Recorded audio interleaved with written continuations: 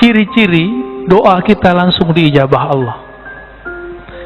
Mata atlaqa lisanaka bit-talab fa'lam annahu yuridu an yu'tiyaka. Kapanpun saatnya atlaqa, Allah mengitlakkan. Apa arti itlak? Melancarkan lisanmu sehingga tidak ada beban dalam melafazkannya, dalam memintanya. Fa'lam, maka ketahuilah saat itu Allah sudah langsung menjawab. Saya mau tanya lagi, Pak, adakah di dunia gerakan yang bukan digerakkan Allah? Ada nggak? Kalau ada, berarti ada Tuhan selain Allah. Gimana? Jadi yang gerakin kita doa itu siapa sih? Allah. Kita usaha, mentok, pusing, tahu-tahu kita ada aja jalannya. Yang membuka jalan itu siapa? Kita atau Allah? Oh, itu kan koneksi saya, Ustadz.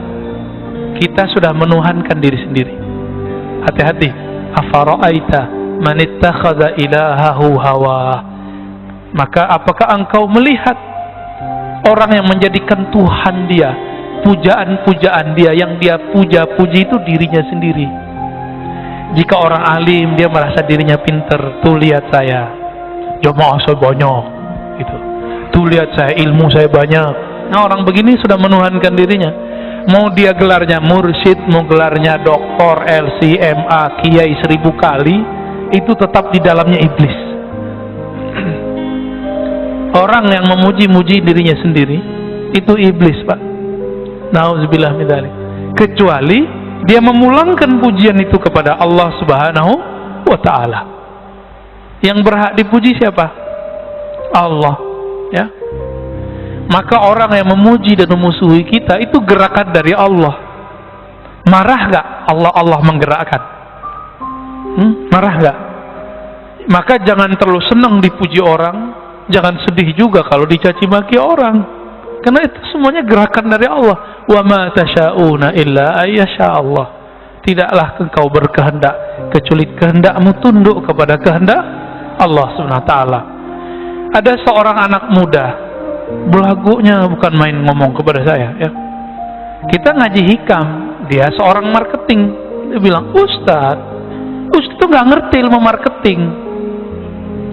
Oh ya, terus gimana? Marketing itu kita harus campaign, iklan, bla bla bla bla, segala macam dia ngomong.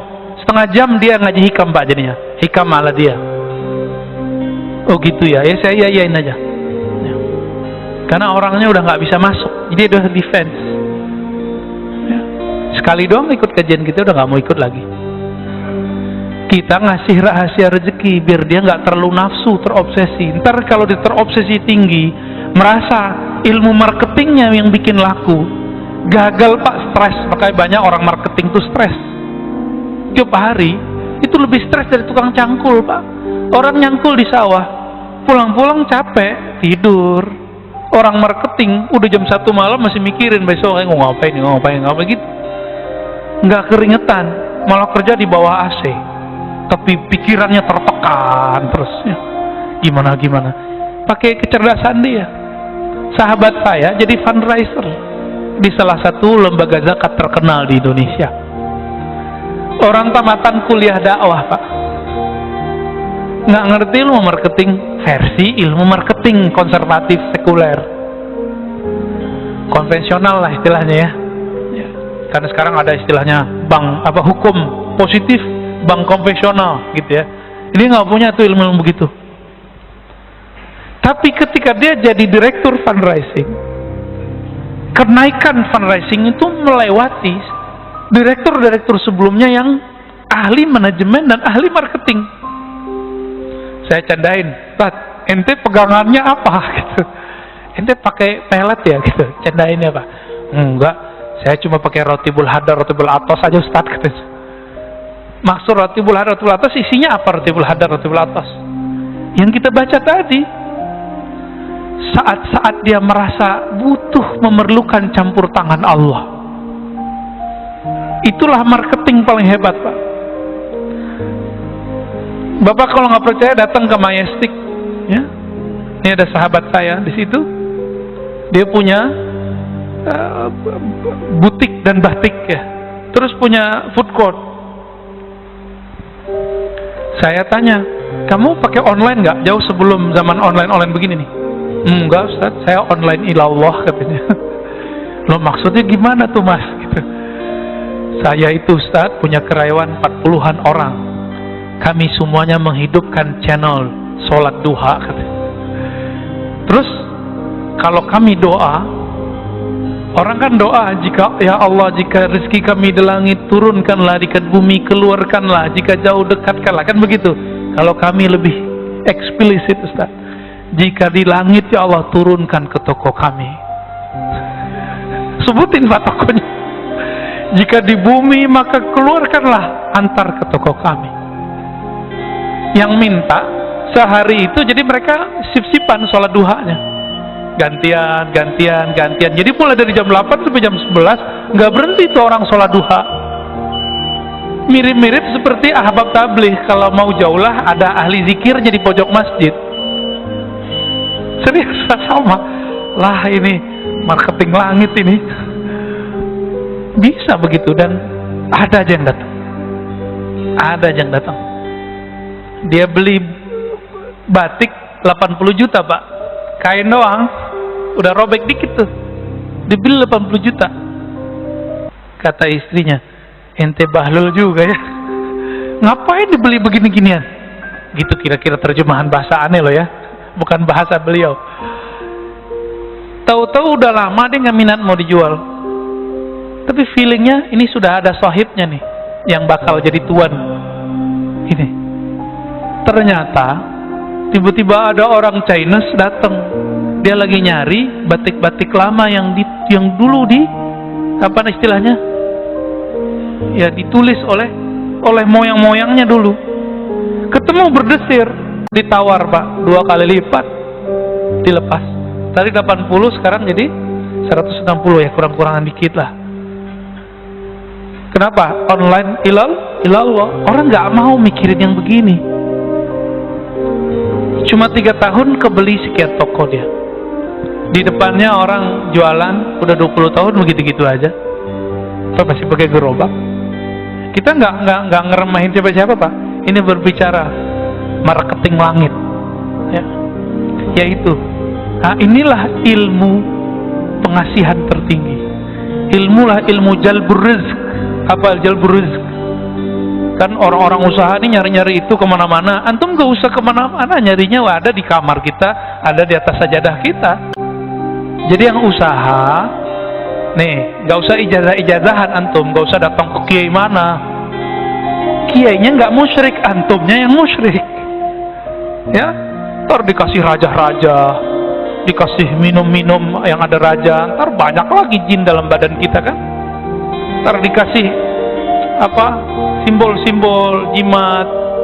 Dianya nggak musyrik karena dia tahu ini cuma simbol aja. Tapi antum jadi musyrik karena kemudian menduakan itu. Ilmu ini ada Pak, ilmu wifiq namanya. Imam Ghazali pakar ilmu itu dan beliau ahli tauhid. Beliau tahu mana yang tauhid, mana yang tidak tauhid. Cuma yang nggak ngerti bilang itu syirik kan. Dia lupa imamnya Ibnu Taimiyah, imamnya Ibnu Qayyim tuh ngerti ilmu ini. Dan Ibnu Qayyim membolehkannya dalam kitab Tibbun Nabawi, menganggapnya sebagai tib nabawi. Tapi dia hilangkan istilah wifiq. Jimat nggak ada istilahnya. Istilahnya diganti dengan kaf al-kitabah. Cari Tibbun Nabawi, antum kalau nggak percaya lihat di kitab itu. Sudah ada terjemahannya kan? Bab kitabah, tulisan, gitu judulnya. Malas baca sih ya, dari dulu aneh udah sampein soalnya. Jadi kadang-kadang kita makan dulu masih mahasiswa, makan, masuk warteg, masuk rumah makan fulan, masuk resto. Saya tuh nggak nyaman Pak kadang, karena tiba-tiba saya mata itu liar aja ngeliat sudut mana, ternyata di situ ada raja, ternyata di ujung mana ada jimat. Nah itu bikin nggak nyaman tuh makan di situ. Ya. Maka teman-teman praktisi hikmah pun tolong ajari kliennya, muridnya, santrinya tauhid, baru diajarin itu wifi. Kalau nggak usah deh, ntar jadi musyrik ya. Ajarin ini aja nih ya, sholat duha ya, sholat duha. Saya punya guru nih terakhir ya, sebelum tanya jawab. Ada tanya jawab Pak Mirwan? Ada ya. Guru saya dari remaja umur belasan tahun nggak pernah ninggalin duha Pak. Itu kalau pagi-pagi beliau beli telur atau beli makanan untuk anak-anaknya, kalau belanja di toko kelontong, itu toko itu laku sampai malam Pak. Kenapa? Berkah sholat dia. Dimanapun dia jalan diberkahi Allah. Ada dalilnya nggak tuh? Musyrik nggak tuh? Baca kitab biar nggak jadi musyrik. Dalam kitab Ibnu Mubarak, kitab Az-Zuhud, disebutkan bahwa jika ada seorang yang berzikir atau yang berjalan ke majelis ilmu atau berjalan ke masjid Allah, itu bongkahan bumi, debu-debu yang kita injak, dia berkata, wahai tanah di sampingku, saksikan aku diinjak oleh hamba Allah. Senang dia Pak. Jadi kalau dibalik gimana? Kalau kita maksiat di bumi Allah, itu bumi ngutuk-ngutuk kita Pak. Oi, cepetan pergi gitu. Semoga kamu ketahuan. Kita ketakutan kalau kita maksiat Pak.